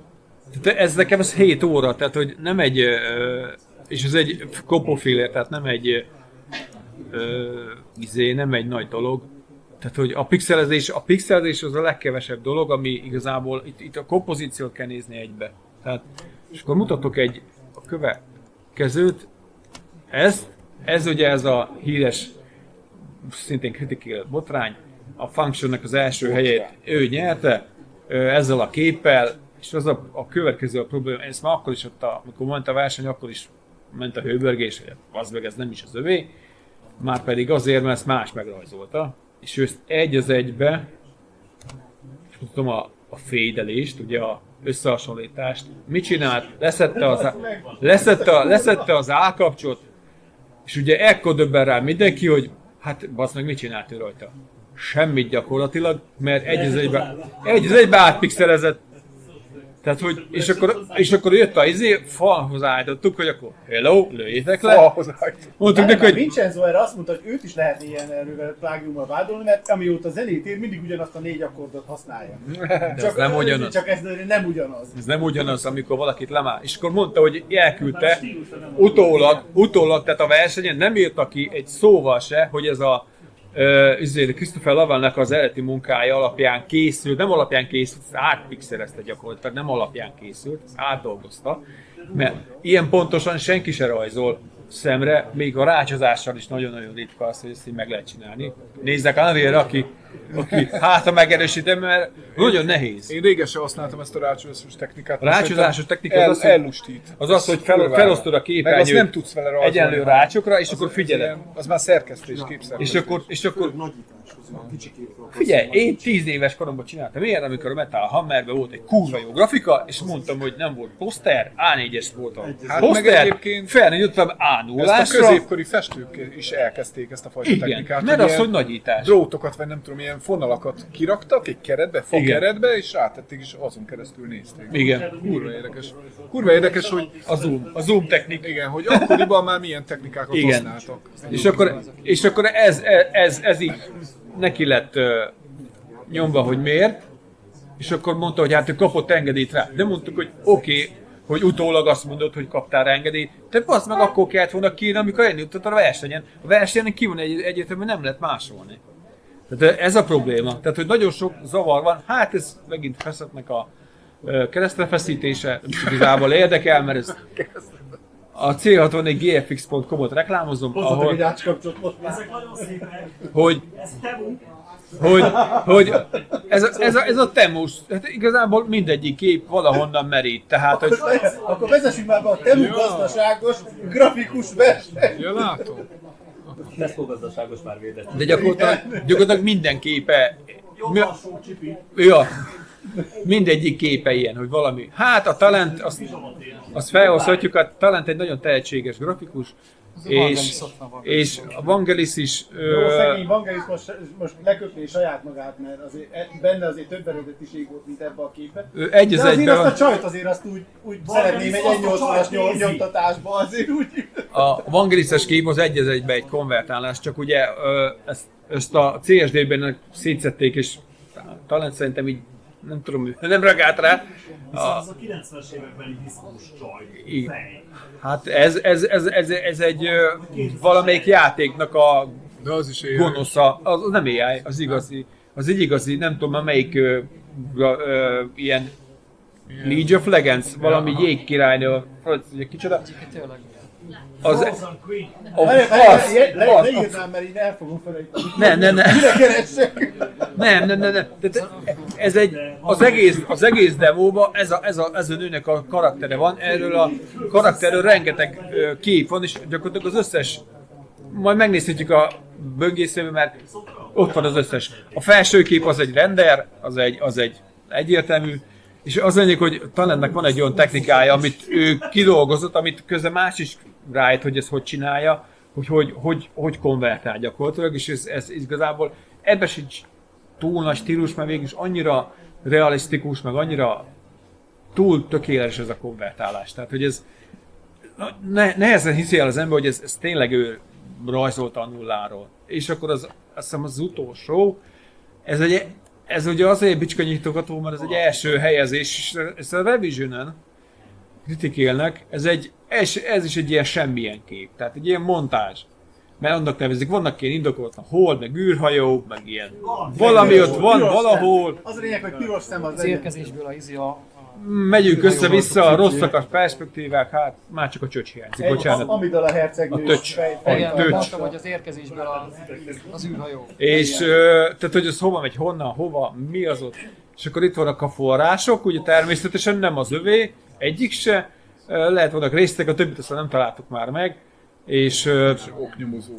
ez nem az én munkám, ezt majd mondom, hogy mire forrik ez ki. És itt van itt fédelve, hogy az egy az egybe az a szikla rész, és a fej is egy az egybe. Tehát, hogy az, hogy most színezgette, az ilyen óvodás kategória. Tehát azt a gyereknek kinyomtatok egy Boris Valajót fekete-fehérbe átszínezni, amerre akarja. Tehát most ez nem művész. Valahogy muszáj kinevelni a következő Persze. És akkor oké, mi ez a Human Made Pixels, ugye?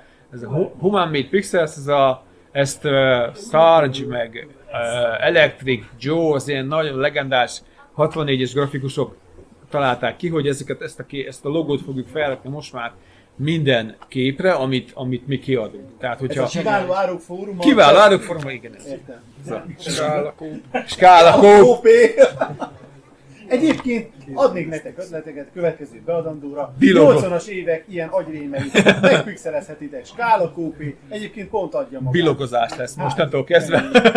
Van erre egy inverzis, amikor a non-AI, amikor a 6 ujjas kéz fenn van, meg tehát vannak olyanok is, de azt volt valamelyik nem találtam, az nagyon vicces volt, hogy ilyen árban húzva a kéz, meg mit tudom én, ilyen 6 ujj így mutatja, hogy non-AI. 3 akkor év. Hát viccesek vannak. És akkor itt, és ez már Extennek, Electricnek Keresztre feszíteni őket.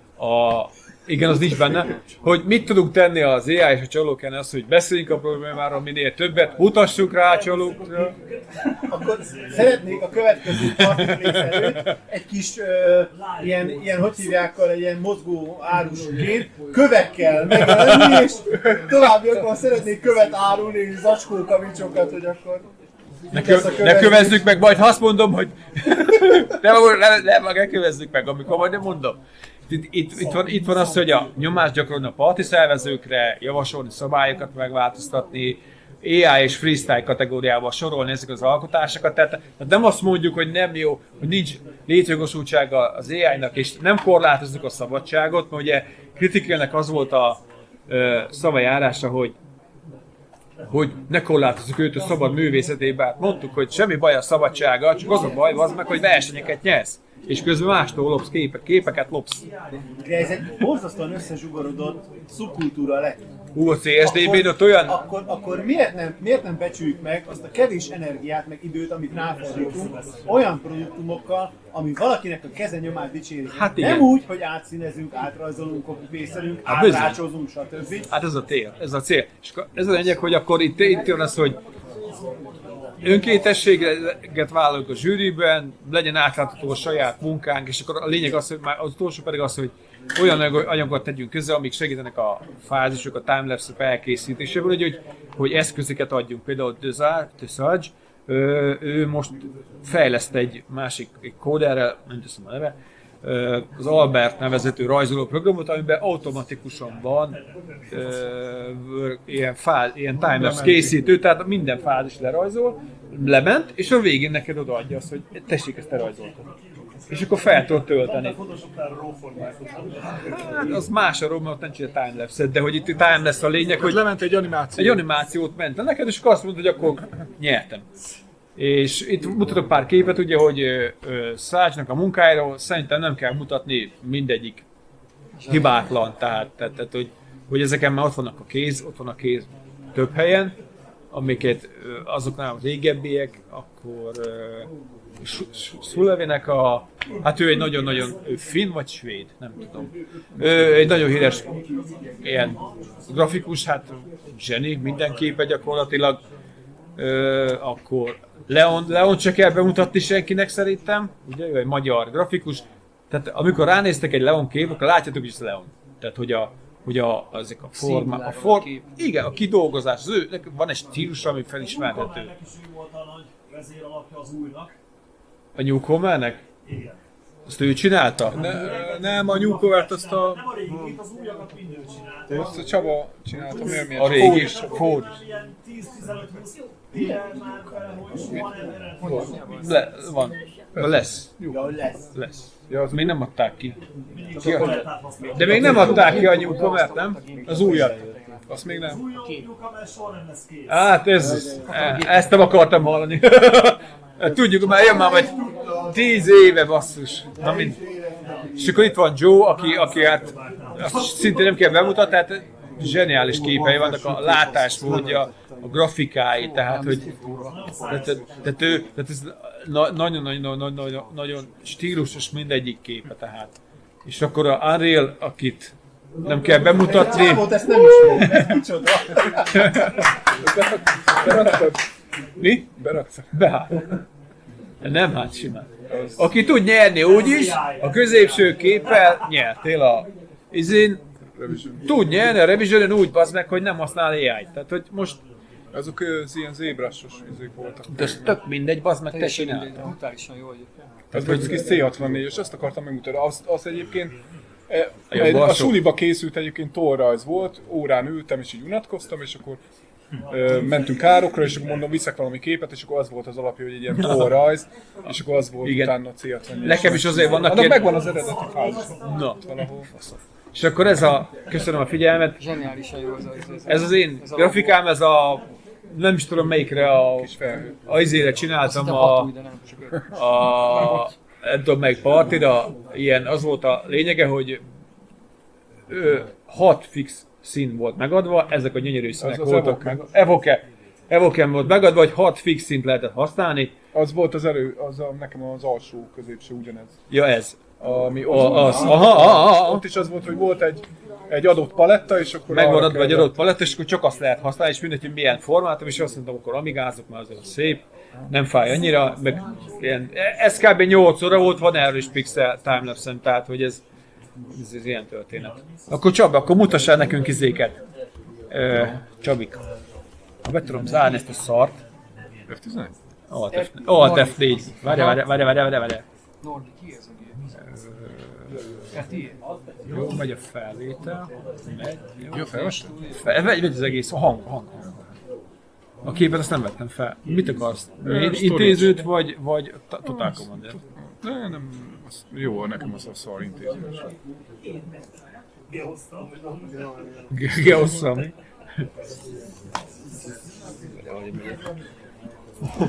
Megy a floppy. Nordival megnézhetjük, hogy a Diskeror. Grievous-szal. Most tud egy éves kunkám el. Kíváncsiak rá. Ugye volt aki Geosszon. Én szerkesztettem iskolaújságot. Na ezeket csak úgy mutatom, hogy ebből így nem készültünk anyaggal, csak itt, hogy feltelepítettük ezt az XMV-t, és akkor itt vannak fázisok nekem így régről. Nem tudom, hogy sorrendben lesznek-e. Tehát ezek amigás képek voltak, ez valamikor ilyen 97 körüli képek. Szerintem Történelem gyerekek, Szerintem nincsenek sorba, úgyhogy így tudom őket megmutatni, hogy ott látszik, hogy így alakul. Tehát ezek Deluxe Paint-ben vagy Brilliance-ban készültek. Nyilván nem léptek.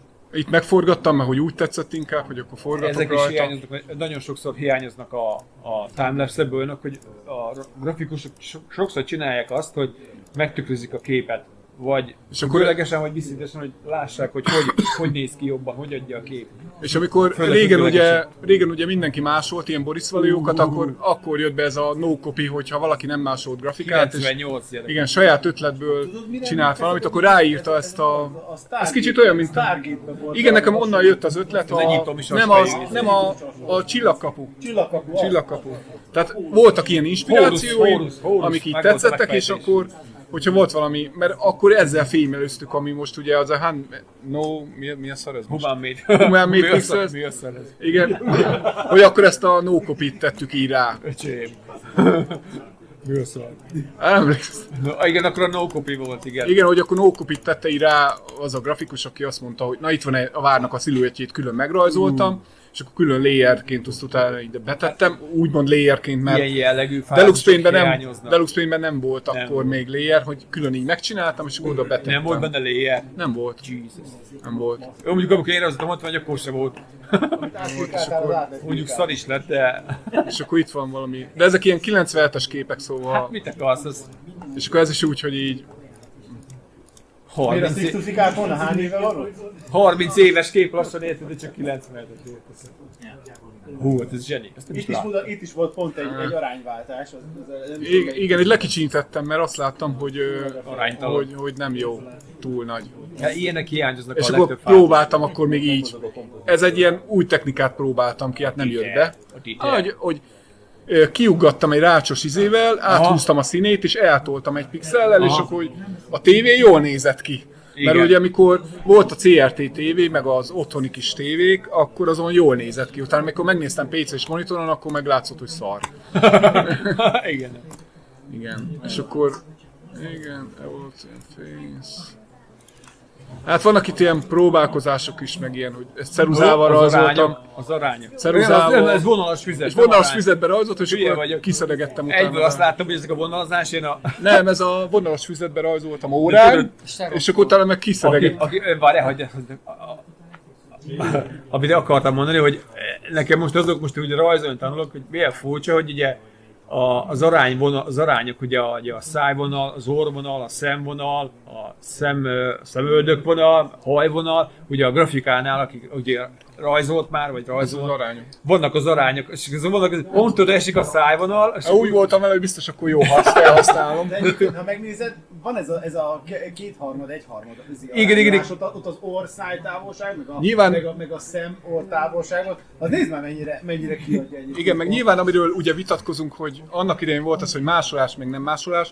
Annak idején ugye mi 18-20 éves... A lesipotós. Még ott voltál fönt. 18-20 éves fejlődő, ugye nem volt olyan tudásunk, hogy nem volt internet, hanem onnan kellett összeszedni a tudást, ahonnan éppen vagy hát ki kellett, ugye... De atya úristen, mennyi Playboy-t végig kellett lelapozni, sokat, hogy meg tudja nézni, milyen egy ideális. Az a baj, hogy egy Playboy-ban rajzoltam, akkor csak mellek lettek volna a képek. Elég Ezek egy oda, most egy ilyen- sikú lett volna minden rajzom. Most bele láttuk itt a titkokba. Jaj. Ahogy itt próbáltam itt toszogatni jobbra-balra, hogy azt a képet kapjam, amit... Ez például egy... Mi szar volt az ilyen... Valami aloverás újság, vagy Ugye? nem tudom mi a szar volt, és abból Láttam nézegettem valahol ezt a ilyen... képet. Abból nézegettem ilyen csajokat. Szegény ember, Playboy a női magazin. A fotókatalógus! Autókatalógus fehér nemű szekció.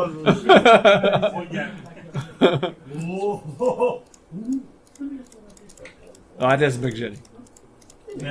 Nem tudtál volna, nem tudtál volna.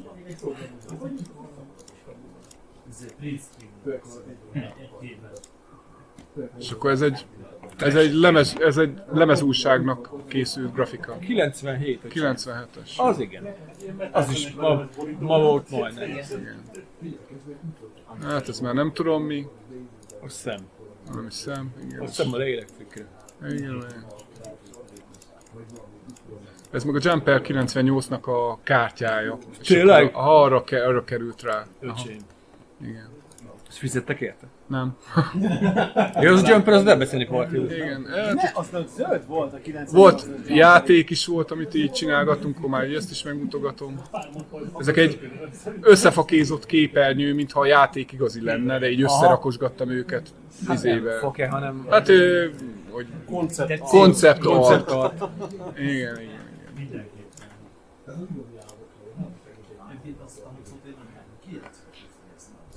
Szerintem az a fák, ja, ezek nem fázisok, ezek csak ilyen kisebb logók. Ott is rámi szép is. Igen, ez egy másodgrafika. És akkor, de viszont Szerintem ezt mégiscsak, láttam tőled első. mégis Mondtam, csak hogy úgy- ez nem is a tiéd. hát de ezt mondom, hogy akkor De milyen nem jó! volt az embernek más forrása, csak az újság, hogyha látott valamit, vagy ha egy De olyan hogy milyen magazin. jó a bokeh. Például. Ja, az már igaz, csak oda van pamacsolva, hogy Az meg az kurva jó, mert a bokeh pont ezről szól, hogy milyen szépen el van most már a háttér. Ne, hát hogy a fókusszal hogy játszol? Hát az a bokeh. igen, és akkor, de utána meg kidolgozgatom úgy szépen. De milyen jó. Szép a bokeh. Szép a bokehja. És akkor ez a végső kép. De nincs is odaírva, hogy no copy. Hát nincs is. Na, hát igen. Szintén Tehát, nem hogyha, érdekel? igen, de ha tudtuk, hogy valamit lemásolunk, akkor legalább, Összesen nincs egyik éppen. akkor van ez egy Louis Na Royal ez, kép. ez milyen jó. Louis Royal kép, igen. Jó. Hogy akkor Jó. úgy próbáltam Deluxe Paintbe meg Brilliance-ba rajzolni, mintha papíron rajzolnék. Ja. És akkor azzal a technikával, egy új technika, amit kipróbáltam, hogy most megpróbálom úgy grafikusabban dolgozni, nem az van, hogy egy szemet megrajzolok, hanem próbálom úgy felépíteni a képet, mint egy normális papíron, kézirajzzal Ja, ja. készült grafika. És akkor megvolt ez a fekete-fehér Rajztáblával verzió, csináltad bele? akkor Vagy nem, egérrel? nem, ez egérrel van. Akkor lebutítottam két színre, és akkor az egészet megint újra... Megint újra rajzoltam. Igen, és akkor megint át, és akkor onnan előről megint Igen, elkezdtem újra feltérféképezni. Ezek ilyen durva órák. Tehát Hát ez, ez- ilyen 24 óra felett is van. Igen, és akkor levettem fekete-fehérbe, hogy akkor így jobban látszik, Aha. és akkor utána színezgetem. Igen, hát nagyon És akkor itt sok- voltak a színek, hogy akkor milyen színeket Az rakosgatok a lényeg, oda. hogy ezt mindenkinek tudnia kell, hogy rajzolni mocskot. És akkor itt is arrébb. Grossics van, mert sose jövünk a mellé. Ez meg valami hiba. Így van. Bogos. Biztos már megsérült. Ja, az És akkor ez lett a vége. Csillaga. Új zét, csináljuk akarsz mutatni valamit? Hát még egyet megmutatom. Még egyet. De egyébként nézzétek, érdekes, mert itt van, hogy 98, 10-23-as az első képkocka, No, várjál. és 99. igen, mert valahol szerintem Január- megálltam, január folytattam, vége. és akkor itt látszik, hogy Egy hónap, és egy hónap. majdnem egy... Igen, az első kép, igen, Egy majdnem biológusnak meg kell néznie, 2 hónap. meg kell néznie. Mert 10-e? 10 hó? Szóval még már január volt.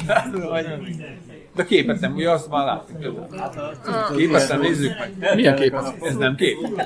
Ja, ez volt ez. Ja, ez a kép. bocsánat. Ennek a készülés Ma. ideje, Vagyok, azt a másik kép. akkor 3 hónap, de ez nem egy ültőhelyben, hanem nyilván. De akkor is. Ez nem amigás kép. De ez amigás. Amigás. Ez brilliánszos. De a pixel szám, a kurva sok a pixel, nem? A felbontás, ez miért felbontás? Öregszel. Nem látom a pixeleket. 640 szőt 12. Tehát interlészes volt. Inter. Dupla dinamó. CRTF. Akkor még egyet mutatok.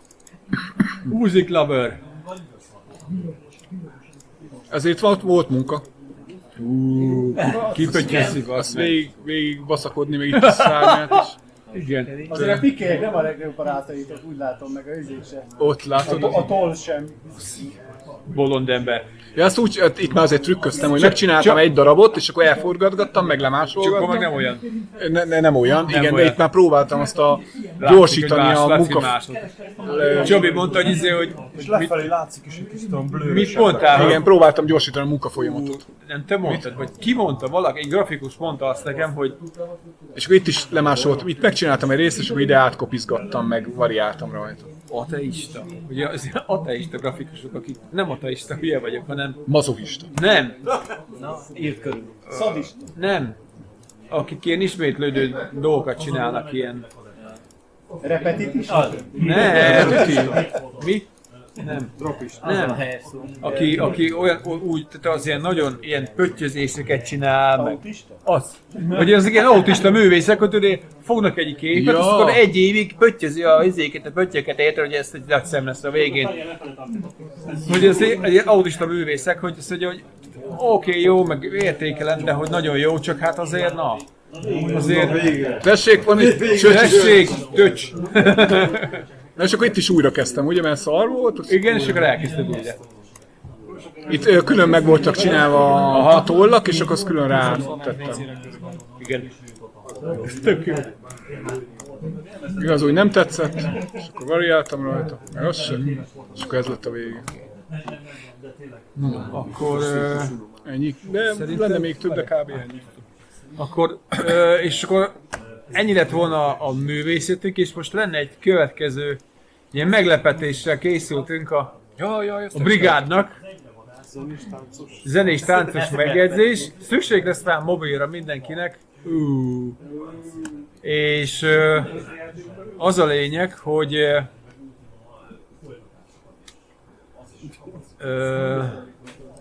Bluetooth is kell? nem kell Bluetooth. Az a lényeg, hogy egy quizt csináltunk,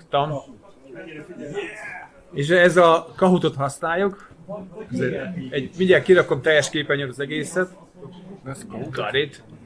Mi? Kell hozzá a Kahoot, le kell tölteni. Nem kell letölteni. Ehhez nem kell. Mennyi kell a ketteshez? 1%. Jó, és akkor egy QR kódot kell beolvasni. Jaj, tényleg. Várjatok egy picit. Várjatok. És...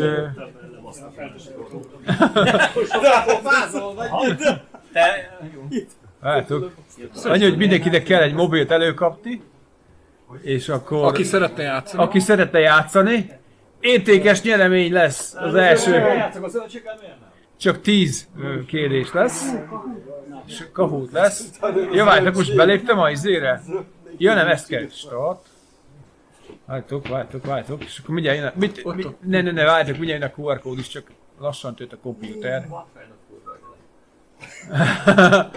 A téma az ilyen nyomorék, de nem tudom miért nem hozza be az De a Kahoot itt menjetek rá, és azzal a PIN kóddal... Ne, várjátok, lennie kéne egy izének.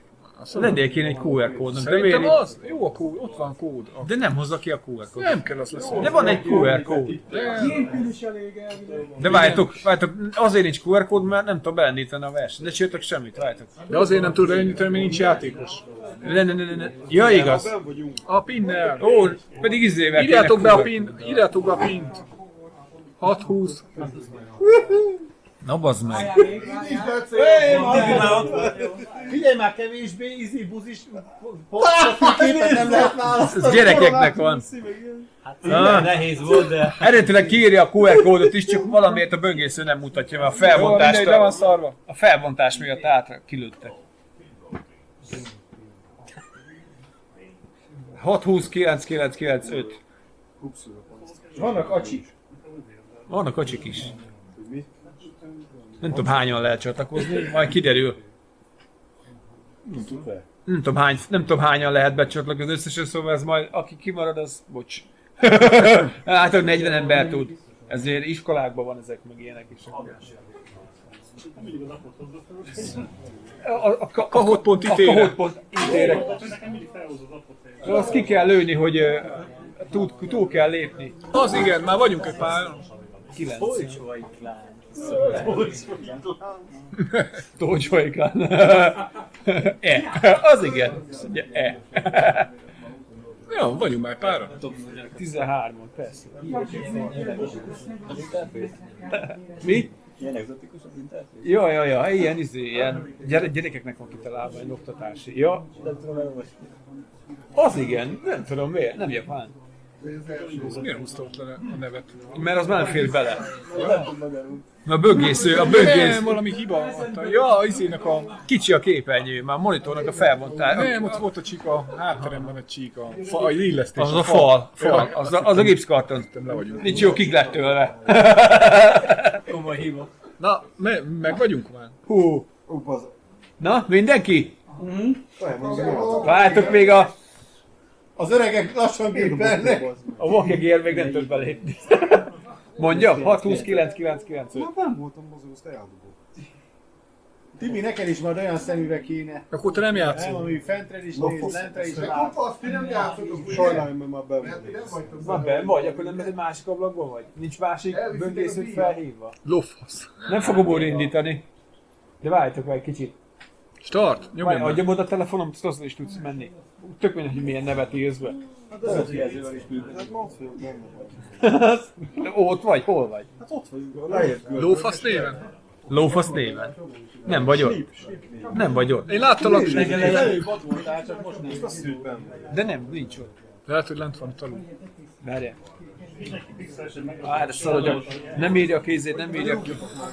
Nem tudlak kirúgni sem, mert Nem vagy ott. nem vagy ott. Hogy a fasz, akkor be Várjál, adok egy, vagy nyisd meg privát ablakot. A böngészőn böngésző, és egy másik böngésző. Ja, igen.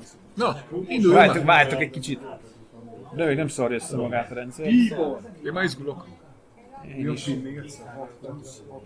9-9. Igen, 3-9-es egy 5-ös.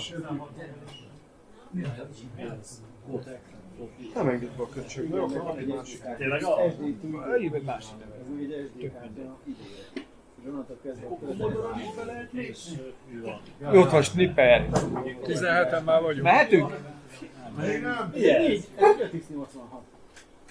Na? Mehet? Na, indítsuk már. Várjátok, van hülye zene. Hülye zene. Mehet? Na, Oké. Hülye zene. Loading. Várjátok.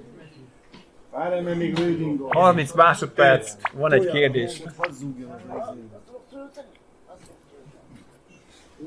Jaj, he. Remélem jót írtál. én csak tippelek. Szeptember? Az. Várjál, én voltam az... November tippeltem. Mi decemberben voltunk, de az nincs bennem, azon az első volt. Na. 16-on eltaláltál. 16, oké.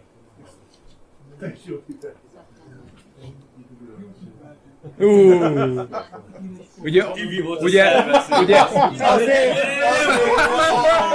Hát komolyan. azt kap több pontot, ugye, aki hamarabb idő alapul. Hát velem jók tittem be. Ez 32. Tudtam. Igen! Elbasztam! 32-es, nem 16-os. De kifele 16. Hát én 16. Jó, nem baj. Mit csinál? Rossz a kép? Melyik volt, akkor melyik volt a jó? A 16 vagy a 32? Hát 16/32. Ja, hát... Jó, határeset. Akkor úgy nézzük, hogy melyik nem 8 bites. Na, az úgy Akkor úgy lett volna, hogy melyik nem 8 bites. Jó, gyorsan. Közelebb van a izéhez. A Igen. toronyhoz. Amelyik közelebb van az igen, amelyik magasabban van. Tudod, én látom a megoldást.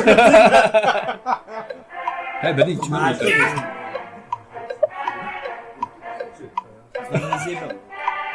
Tudtam. Én nem voltam. Ezt be- Azon az egyen nem voltam. Jaj, de tudom, hogy hol volt, baszki, rosszabb. Nem, mi ott Azon voltunk, egyet nem nem mi ott voltunk elsőnek, ez azért kerül bele.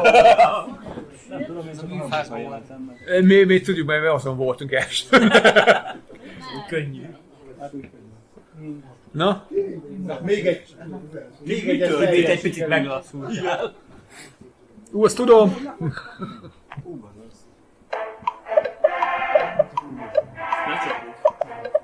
Igen. Hát, ennyi.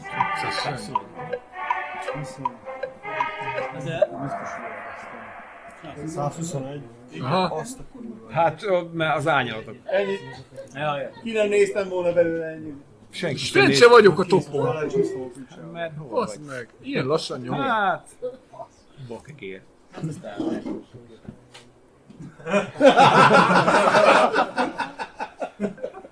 Öt. Ki az a fasz, hogy volt? Mondjuk az ember az erős volt. Én mondjuk bekattintottam, hogy mi az az Amiga. Igen, mert az is lehetett volna beugratós. Igen. Na végre, jövök felfele. Josi lángol.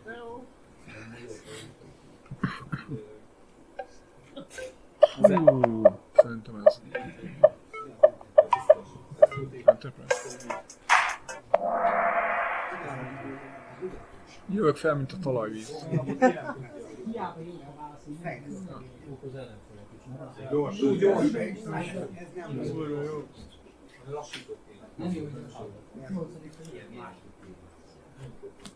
Hú. 30 másodperc nem igaz, hogy nem elég. Zöld. Nem? Na, ezt kurva nem tudtam. Azt se tudtam, hogy ez egy rövidítés. A legalapvetőbb az meg. Ezt én sem tudtam, érted? Hogy ezt nevezi, hogy... De mondjuk az izéket nehezebb volt kitalálni a hülyeséget. A hülyeséget, Synthesizer Implementation Device, meg a Superior Improvisation Mintha Decoder. egy izét hallanám. Hát ugye erre használtam az AI-t, hogy Gondoltam. adjál nekem hülye tippeket, mert nem tudom. Valaki nagyon jó, a Finn. Ki a Finn? Majd a végén kiderül. Na ez Amigás. Ezt tudni kell. Ezt tudtam, elsőként. Nem iszakom.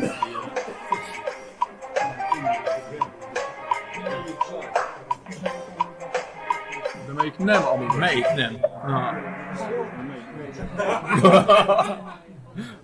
A Diana. Na olyan nincs. A Póla van, August meg Dennis. Döné. Dennis. Íj, és nem vagyok fent. És akkor... Mi? C64 ház. Aldi. Fú, fogam. Ausztrália. Fogam. Nem is játszom. Hát csak hogy nem. Nyomni kell. Ez a legszebb C61 ház. Ha nem van ilyen, akkor odaadom a... Mi az a C64-ból? Semmi. De ez gyönyörű. Ausztrália. Nekem barna tetszik. Igen? Az a jó. És akkor az utolsó. Ez utolsó. Utolsó, és a legnehezebb kérdés.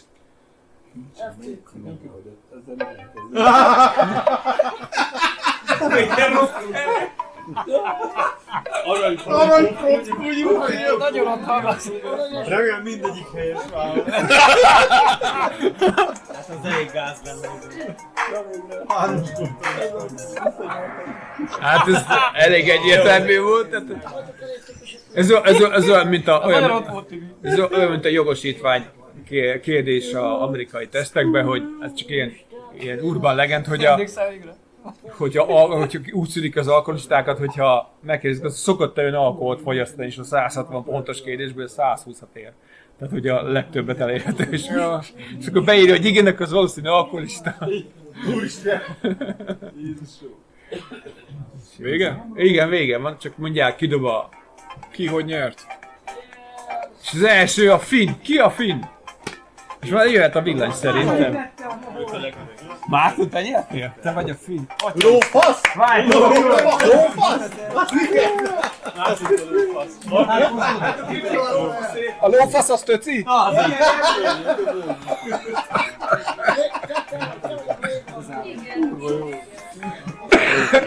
Dark lófasz? Én az a 8 bites grafikával van.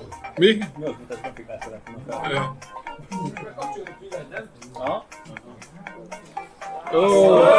Inkább ósd le! Ósd le! Ósd le! Szeretnék gratulálni a győztesünknek egy egyedi Commodore Revenos piskótos bögrével. Ez a kép az nagyon jó volt. Világít. Két hülye. Pixelezünk egyszer. Igen, az két hülye, az nagyon jó volt.